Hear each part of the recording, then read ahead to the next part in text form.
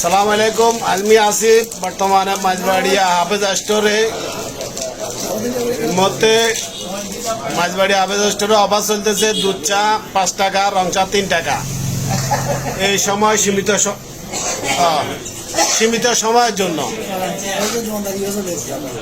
এই যে দুধ চা 5 টাকা খাওয়ার জন্য ওই যে আর সাপ কাকা আছে, দেলোয়ার ভাই আছে, আপনারা চলে আসুন, এখানে অফার চলতেছে।